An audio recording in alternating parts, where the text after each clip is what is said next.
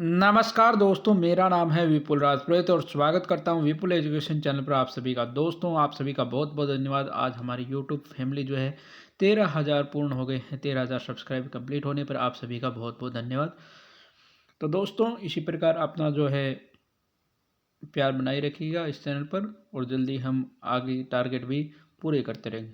दोस्तों, कक्षा 11 की जो आज़ादी के बाद स्वर्णिम भारत भाग एक वाले जो प्रश्न उत्तर सीरीज है उसमें आज हमने चेंज किया है। दोस्तों, मैंने जो है इसका एक अंतिम अध्याय जो अध्याय 5 था ये पढ़ाया नहीं था, इसलिए मुझे अब जब मैं वीडियो बना रहा था प्रश्न उत्तर का सोच रहा था तब मैंने देखा तो पाठ नंबर 5 पढ़ाया ही नहीं था। इसलिए मैं इस पाठ को पहले पढ़ाऊंगा, फिर आपको इसके प्रश्न उत्तर करवाए जाएंगे। तो आज हम इसका पहला पाठ लेके आए हैं। 2-3 पार्टों में ये पाठ करवाया जाएगा, उसके बाद आपको प्रश्न उत्तर करवा दिए जाएंगे। तो आपसे उम्मीद है कि आप वीडियो देखें और पूरा देखें और इसको लाइक करें। देखिए, पाठ नंबर 5 का नाम है सुनियोजित विकास। यानी सुनियोजित कर क्या होता है, यानी पूर्ण तरह प्लानिंग के साथ किया गया विकास एवं सशक्त भारत यानी मजबूत भारत के निर्माण की जो आधारशिला या नींव है उसमें प्रथम प्रधानमंत्री पंडित जवाहरलाल नेहरू की क्या भूमिका थी, उसके बारे में ये पाठ है। देखिए, आज़ादी के समय लगभग 30 करोड़ की आबादी वाले देश को उत्तराधिकार के रूप में एक बदहाल कृषि व्यवस्था एवं कुटीर उद्योग, भयंकर बेरोजगारी और गरीबी में जकड़ा हुआ एक वृहद समाज मिला। यानी आज़ादी जब 1947 में आई तो उसमें 30 करोड़ लगभग भारत की जनता थी उत्तराधिकार के रूप में। यानी उत्तराधिकार क्या होता है, जैसे मतलब कोई पिता होता है, उसके बाद में उसका बेटा जब को परिवार की कमान आती है तो उसको उत्तराधिकार में क्या क्या मिलता है। उसमें उत्तराधिकार में क्या मिला, एक बदहाल कृषि व्यवस्था, क्योंकि अंग्रेजों ने देश की कृषि व्यवस्था को एकदम खत्म कर दिया था। कुटीर उद्योग भी एकदम बदहाल में थे, भयंकर बेरोजगारी थे, उस समय गरीबी थी, ऐसा एक समाज मिला। स्वतंत्रता के समय भारत विश्व के सर्वाधिक गरीब देशों में एक था। यानी जब देश में आज़ादी हुई, क्योंकि अंग्रेजों ने इसे बहुत बुरी तरह लूटा सटा था, तो विश्व के जो देश थे उनमें सबसे गरीब देश हमारा भारत था।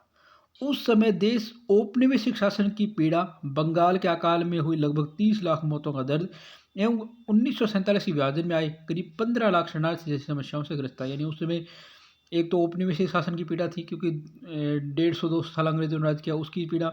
बंगाल अकाल में भी 30 लाख लोगों की मौत हो गई थी और 1947 में देश का विभाजन हुआ था।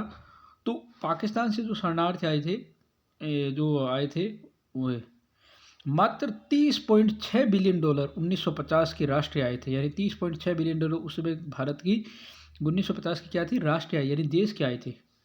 वृहद भूभाग यानी बड़ा भूभाग, भौगोलिक विभिन्नताएं, अलग अलग विभिन्नताएं थी एवं ग्रामीण क्षेत्रों के अति पिछड़ेपन के होते हुए भी, यानी ग्रामीण समय उसमें बहुत ज़्यादा पिछड़ेपन होते हुए भी सीमित आर्थिक संसाधनों का, यानी जो आर्थिक संसाधन बहुत सीमित थे, का समुचित उपयोग कर, यानी अच्छी तरह उपयोग कर संतुलित यानी व्यवस्थित सर्वांगीण यानी पूरा विकास सुनिश्चित करना देश के नीति निर्धारकों के लिए, जो उस समय के देश के नीति निर्धारक के समझ से एक बड़ी चुनौती यानी बहुत बड़ी चुनौती थी। सन 1927 की रूस यात्रा से नेहरू वहाँ के सुनियोजित विकास से बहुत प्रभावित हुए तथा उन्होंने भारत में आर्थिक नियोजन का संप्रयास किया। यानी जो 1927 में नेहरू जो है रूस यात्रा करते तो वहाँ का जो विकास था उससे बहुत ज़्यादा प्रभावित हुए और उन्होंने कहा कि भारत में भी ऐसे आर्थिक नियोजन का उन्होंने सपना सजाया। उन्होंने भारत के तीव्र आर्थिक विकास हेतु आर्थिक नियोजन का मार्ग प्रस्तुत किया। यानी भारत का जो आर्थिक विकास था उसको तेजी से बढ़ाने के लिए आर्थिक नियोजन का मार्ग उन्होंने प्रस्तुत किया। सन 1934 में सर एम विश्वेश्वरैया ने अपनी पुस्तक फ्लैंड इकोनॉमी इन इंडिया में सुनियोजित विकास के माध्यम से 10 वर्षों में विकास का एक प्रारूप यानी एक ढांचा प्रस्तुत किया। उन्होंने कृषि में संलग्न श्रम को उद्योगों से संबंध कर राष्ट्रीय आय को दुगुना करने का प्रस्ताव किया। उन्होंने कहा कि कृषि में जो संलग्न श्रम है इसको उद्योगों से जोड़कर राष्ट्रीय आय को दुगुना करने का प्रस्ताव प्रस्तुत किया। इसे भारत में आर्थिक नियोजन का पहला प्रयास करते हैं, यानी भारत में आर्थिक नियोजन का यह पहला प्रयास था। इसके पश्चात भारतीय राष्ट्रीय कांग्रेस के अधिवेशन में राष्ट्र के पुनरुत्थान हेतु सुनियोजित विकास पर चर्चा हुई। यानी राष्ट्रीय कांग्रेस का अधिवेशन होता है तो देश के पुनरुत्थान पर एक सुनियोजित विकास पर चर्चा हुई। परिणाम स्वरूप सन 1938 में पंडित नेहरू की अध्यक्षता में राष्ट्रीय नियोजन समिति यानी नेशनल प्लानिंग कमीशन का गठन होता है। राष्ट्रीय नियोजन समिति की रिपोर्ट भारत में आर्थिक नियोजन का आधार सिद्ध हुई। यानी राष्ट्रीय नियोजन समिति जो प्लानिंग कमेटी थी उसने जो रिपोर्ट दी ये भारत में आर्थिक नियोजन का एक आधार सिद्ध हुई। राष्ट्रीय नियोजन समिति ने भारतीय अर्थव्यवस्था के प्रत्येक क्षेत्र में विशेष जानकारी एकत्रित करते हुए प्रत्येक क्षेत्र के विकास हेतु सुझाव प्रस्तुत किए। जो राष्ट्रीय समिति थी इसने क्या किया, भारतीय अर्थव्यवस्था के लिए हर क्षेत्र की जानकारी थे, प्रत्येक क्षेत्र के विकास के लिए कुछ सुझाव दिए। इस प्रकार नेहरू ने स्वाधीनता प्राप्ति के पूर्व प्राप्त अवसर का पूर्ण सदुपयोग करते हुए भारत में आर्थिक नियोजन की मजबूत आधारशिला की रूपरेखा प्रस्तुत की। यानी आज़ादी से पहले ही जो अवसर मिला था उसका पूरा उपयोग करते हुए नेहरू ने आर्थिक नियोजन की एक नींव रखी, मजबूत नींव रखी। नेहरू नेहरू रूस के योजनाबद्ध विकास के मॉडल के साथ साथ समाजवादी व्यवस्था से भी अधिक प्रभावित थे, लेकिन वह न तो निरंकुश अनुशासन व शक्ति के प्रयोग पर आधारित व्यवस्था विश्वास रखते थे, रखने वाले रूस के बोल्शेविक विचारों से सहमत थे, और न ही इंग्लैंड की पूंजीवादी व्यवस्था थे। यानी नेहरू जो है वो रूस की योजनाबद्ध विकास मॉडल के साथ समाजवादी व्यवस्था से प्रभावित है, लेकिन वह रूस के अंदर जो बोल्शेविक विचार थे उनसे सहमत नहीं थे, न ही इंग्लैंड की पूंजीवादी व्यवस्था से। उन्होंने एक नियोजित लोकतांत्रिक समाजवाद विकास की कल्पना की। यानी उन्होंने कहा कि लोकतांत्रिक समाजवाद की उन्होंने कल्पना की थी। स्वतंत्रता के बाद भारत ने सुनियोजित विकास का एक औपचारिक मॉडल अपनाया। यानी जब देश में आज़ादी हो गई तो भारत ने क्या सुनियोजित विकास का एक औपचारिक मॉडल अपनाया। इस संबंध में नेहरू के आर्थिक नियोजन संबंधी विचारों को जानना व समझना आवश्यक है। यानी इस समय नेहरू के क्या आर्थिक नियोजन विचार थे उसको समझना आवश्यक है। उन्होंने आर्थिक नियोजन संबंधी विचार इस प्रकार थे। सबसे पहले देखिए है आर्थिक नियोजन संबंधी विचार एवं योजना आयोग का गठन। सुनियोजित विकास नेहरू की वैचारिक संपदा का व्यवहारिकता में साकार होने का सर्वश्रेष्ठ उदाहरण। यानी सुनियोजित जो विकास था वो नेहरू की जो वैचारिक संपदा, उसके विचारों की संपदा है, उसका व्यवहारिकता में यानी व्यवहार में आना एक सर्वश्रेष्ठ उदाहरण है। आर्थिक नियोजन के क्षेत्र में नेहरू का सबसे बड़ा योगदान देश को सुनियोजित आर्थिक विकास का मॉडल प्रदान करता है। यानी आर्थिक नियोजन का जो क्षेत्र था इसमें नेहरू का सबसे बड़ा योगदान क्या था? देश को सुनियोजित आर्थिक विकास का मॉडल प्रदान करना। उन्होंने एक नियोजित लोकतांत्रिक विकास की कल्पना की और स्वतंत्रता के बाद योजना बनाने का औपचारिक मॉडल अपनाया। यानी उन्होंने क्या किया, एक नियोजित एक प्लानिंग के तहत लोकतांत्रिक जो विकास था उसकी कल्पना की, और आज़ादी के बाद यानी स्वतंत्रता के बाद योजना बनाने का जो योजना बनाने था उसका एक औपचारिक मॉडल अपनाया। और उनके अध्यक्षता में स्वतंत्र योजना आयोग का 15 मार्च 1950 को गठन हुआ। यानी योजना आयोग का गठन कब हुआ? 15 मार्च 1950 को। देश के महत्वपूर्ण अर्थशास्त्रियों के साथ नेहरू ने विदेश से जानने माने अर्थशास्त्री बुलाए। यानी देश के जो महत्वपूर्ण अर्थशास्त्री तो ही थे, विदेशों के अर्थशास्त्री भी बुलाए और देश को विकास के पथ पर अग्रसर कर रहे हेतु प्रथम पंचवर्षीय योजना का ड्राफ्ट तैयार करवाया। यानी उन्होंने क्या किया, देश को विकास पर बढ़ाने प्रथम पंचवर्षीय योजना की 5 वर्ष की योजना एक साथ तैयार की जाती है, उसका ड्राफ्ट तैयार करवाया। नेहरू के प्रधानमंत्री काल में 3 पंचवर्षीय योजनाओं ने आयोग की स्थापना के उद्देश्य यथा आमजन को आजीविका के पर्याप्त साधन उपलब्ध कराना, प्रत्येक वर्ग तक भौतिक संसाधनों को पहुंचना, संपदा व संपत्ति के विकेंद्रीकरण का साकार किया। यानी नेहरू के प्रधानमंत्री काल में 3 पंचवर्षीय योजना लागू हुई थी। उसमें क्या है, एक तो आमजन यानी आम जनता को आजीविका यानी रोजगार उपलब्ध करवाना, प्रत्येक वर्ग तक यानी हर वर्ग तक जो भौतिक संसाधन है, जरूरत के साधन है वो पहुंचना, संपदा और संपत्ति का विकेंद्रीकरण यानी उनका बंटवारा करना भी यानी उनको साकार किया। नेहरू की राज्य नियोजन में दृढ़ आस्था थी। यानी राज्यों की जो नियोजन था उसमें दृढ़ आस्था थी नेहरू की। उन्होंने ये भली बातें समझ लिया था कि राष्ट्र की स्वतंत्रता किसी प्रकार भारी उद्योगों एवं शक्ति संसाधनों पर आधारित है तथा स्वतंत्र भारत किस प्रकार विश्व की तकनीकी दौड़ में शामिल हो सकता है। नेहरू ने ये सोच लिया था कि किस प्रकार जो बाहरी उद्योग है यानी हैवी जो इंडस्ट्रीज है और शक्ति संसाधन है इन पर आधारित है, और स्वतंत्र भारत किस प्रकार विश्व की जो तकनीकी दौड़ है उसमें शामिल हो सकता है। यह नियोजित विकास न केवल भारत की आर्थिक स्वतंत्रता के लिए वरन भारतीय संस्कृति व आधुनिक विश्व के बीच जो अंतराल है उसे दूर करने के लिए भी आवश्यक है। ये जो विकास था ये भारत की आर्थिक स्वतंत्रता के लिए जरूरी था, लेकिन भारतीय संस्कृति और विश्व के बीच में जो बड़ा अंतराल था उसे दूर करना भी आवश्यक था।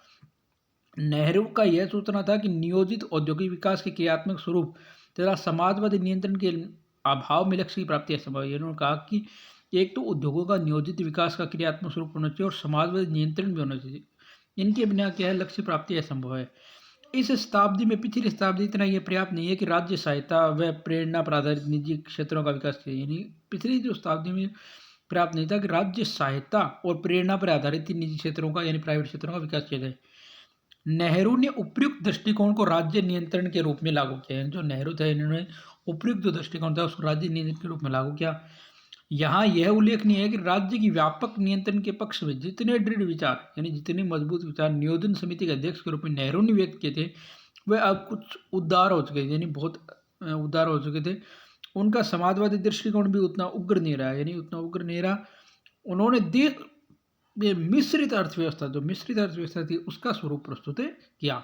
जनवरी 1955 में आवड़ी प्रस्ताव यानी आवड़ी रेवोल्यूशन के अंतर्गत नेहरू नियोजन का ध्येय भारत में समाजवादी समाज की स्थापना बताया। ठीक है, इस समाजवादी समाज के अंतर्गत उत्पादन के प्रमुख साधन, जो उत्पादन के जो प्रमुख साधन थे, सामाजिक स्वामित्व या नियंत्रण में, जितने उत्पादन के साधन थे वो गवर्नमेंट के अंडर में रहेंगे। उत्पादन में तेजी से वृद्धि की जाएगी, यानी उत्पादन तेजी से बढ़ाया जाएगा। राष्ट्रीय संपत्ति के समान वितरण की, यानी जो राष्ट्रीय संपत्ति इसको बराबर मात्रा में व्यवस्था की जाएगी। योजना में जनता की आवश्यकता, यानी जनता की आवश्यकता मौद्रिक रूप में नहीं मापी जाए, यानी पैसे रूप में नहीं मापी जाए, अपितु वास्तविक भौतिक आवश्यकता जैसे भोजन है, वस्त्र है, आवास है, स्वास्थ्य सुविधाएं, रोजगार आदि पर बल दिया जाए और इनकी प्राप्ति उत्पादन द्वारा वृद्धि हो सकती है, यानी उत्पादन द्वारा बढ़ाई जा सकती है। जवाहरलाल नेहरू ने आर्थिक नियोजन को राष्ट्र के आर्थिक विकास की रीढ़ की हड्डी बताया, यानी जो आर्थिक नियोजन था उसको कहा कि ये राष्ट्र के आर्थिक विकास की रीढ़ की हड्डी है, जैसे शरीर में रीढ़ की हड्डी होती है उसी प्रकार थी। उनका मानना था कि योजना आवश्यक है, अन्यथा हम उत्पादन की सीमित साधनों का सर्वोत्तम उपयोग नहीं कर पाएंगे। इन्होंने कहा कि एक प्लानिंग जरूरी होती है, नहीं तो हम जो उत्पादन की सीमित साधन इनका हम पूरा उपयोग नहीं कर पाएंगे। योजना का अर्थ केवल परियोजनाओं का एकत्रीकरण नहीं होता, अपितु परियोजनाओं का आधार तय करना, उन्हें इस प्रकार प्रगति के मार्ग अग्रसर करना ताकि समाज का समग्र विकास संभव। यानी योजना का मतलब ये नहीं होता सिर्फ परियोजनाएं बनाई जाए, उसका मतलब होता है जितनी भी परियोजनाएं बनाई जाए उनका आधार तय किया जाए और प्रगति के मार्ग को किस प्रकार अग्रसर होगी, उसके समाज का समग्र विकास संभव हो, इसके लिए प्रयास किया जाए। हमारे देश में गरीबी की भयावह समस्या, यानी उसमें बहुत भयंकर भयावह समस्या थी। हमारे समक्ष सर्वदा एक कठिन विकल्प है, यानी हमेशा एक विकल्प है, या तो हम कुछ चुने हुए क्षेत्र में जो भी अनुकूल है उत्पादन केंद्रित करें और पिछड़े क्षेत्रों को कुछ समय के लिए छोड़ दे।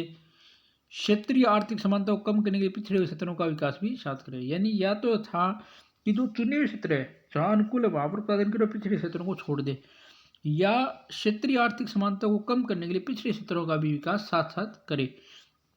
इन विकल्पों के बीच में एक संतुलित मार्ग अपनाया गया, यानी बीच का रास्ता अपनाया गया। समेकित राष्ट्रीय योजना, यानी पूरे राष्ट्र को एक साथ मिलाकर योजना प्रस्तुत की गई। एक राष्ट्रीय योजना में किसी प्रकार की कठोरता नहीं होनी चाहिए। एक तो ये था कि राष्ट्रीय योजना में किसी प्रकार की कठोरता नहीं होनी चाहिए, ये किसी भी हठ धर्मिता पर, यानी हठ धर्मिता पर आधारित न हो, वर्तमान तथ्यों को ध्यान में रखकर बनाई जाए। ये हो सकता है कि आज के दिन जैसा मैं सोचता हूँ बहुत से निजी क्षेत्रों को प्रोत्साहन दिया जाना चाहिए, यानी जो प्राइवेट सेक्टर उनको प्रोत्साहन दिया जाना चाहिए। इन निजी उपक्रमों को राष्ट्रीय योजना में सम्मिलित करते हुए इन पर आवश्यक नियंत्रण भी लगाए जाए। नेहरू ने एक सामान्य आदमी को सामाजिक न्याय प्रदान करने की दृष्टि से नियोजन को बहुत अधिक महत्व दिया। उनकी जो पुस्तक है डिस्कवरी ऑफ इंडिया में कहा गया कि सामाजिक संरचना, यानी समाज की संरचना को समाज में संग्रह करने की प्रवृत्ति को सीमित करना होगा, यानी उसको सीमित करना होगा तथा विकास में बाधाएं जो है उनको दूर करना होगा। सामान्य आदमी के लाभ के लिए ये नियोजन पर आधारित होगा। यह लाभ जो है जीवन स्तर में, जो जीवन स्तर है उसमें सुधार, प्रगति के अवसरों में वृद्धि और मानव में अंतर्निहित गुणों के विकास के रूप में प्राप्त हो सकते हैं। लेकिन ये सभी प्रयास लोकतांत्रिक परिप्रेक्ष्य में, यानी लोकतंत्र के परिप्रेक्ष्य में होने चाहिए। ठीक है, तो दोस्तों आज हम जो है इस पार्ट को इतना ही करेंगे, वीडियो काफ़ी लंबा हो चुका है, आपको भी तो कल हम इसका पार्ट नंबर 2 लेके आएंगे। अगर आपको ये वीडियो पसंद आए तो इस वीडियो को लाइक करें, इसको शेयर करें, कमेंट करें। चैनल को आपने अभी तक सब्सक्राइब नहीं किया, चैनल सब्सक्राइब करके बेल आइकन को प्रेस करिए। धन्यवाद दोस्तों, जय हिंद, जय भारत।